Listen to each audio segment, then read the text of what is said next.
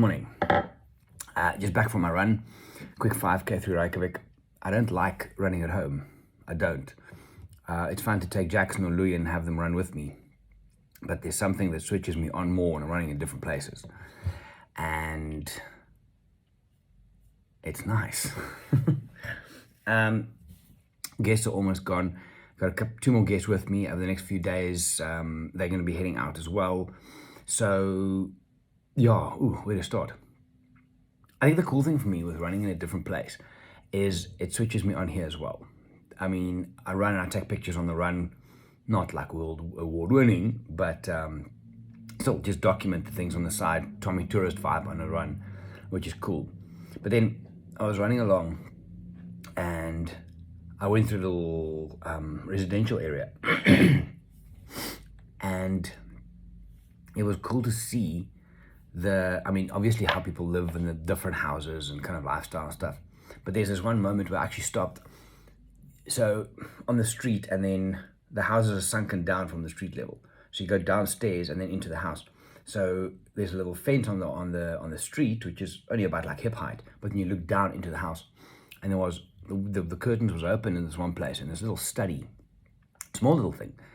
And as you look in, there's a desk. And then books and stuff in there, but small little thing. And on the table there was a bottle of whiskey with the top still off. It was like maybe a third of it had gone, and a glass, but the top's off, and it's just standing there. And you think, what happened there last night? Was this person drowning their sorrows? Were they being creative? Were they celebrating a good day? Were they just wrapping up the taxes? And my mind then starts going to just people and the stories. Makes you feel that you're not alone in this big fucking scary world. Got a lot of messages from you guys over the last few days about social media and life and kids and whatever the case is. But things like that is like, you know what, we get so caught up in our little lives that we forget there's a big world out there and everybody has their shit. We tend to feel very sorry for ourselves very quickly. And then you see, oh, okay, there's other people out there in a different country who don't speak my language and they also have the shit. So I'm not saying misery loves company. It's not that. But it just makes you understand and be grateful for certain things. Anyway, that's very deep, very quick, isn't it?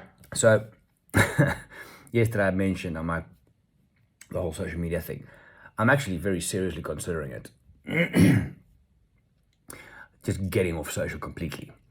I'm busy reworking my website to be able to be a place for me to post images and coaching stuff and blogs and. So I'm literally looking at it now on my screen here. I'm busy working that.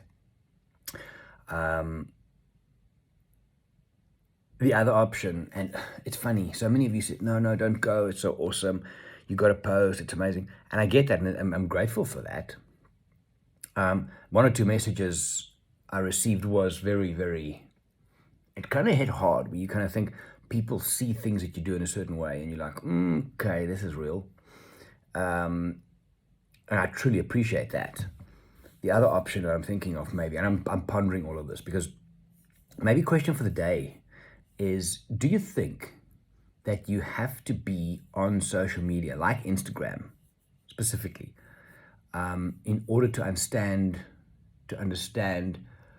cultural relevance of the time? Like, I mean, memes, news, trends. Do you think it's important to understand that?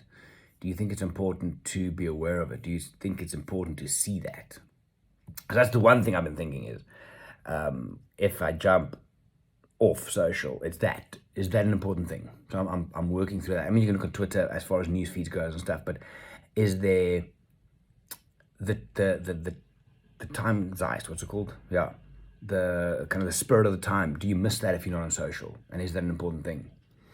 The other option is to kind of, and I know a couple of the bigger accounts, bigger celebrities who have their heads screwed on right do this. They just post and ghost. Drop content and leave. The only place you engage is on your own platform, like your website, email, WhatsApp, if that's the case.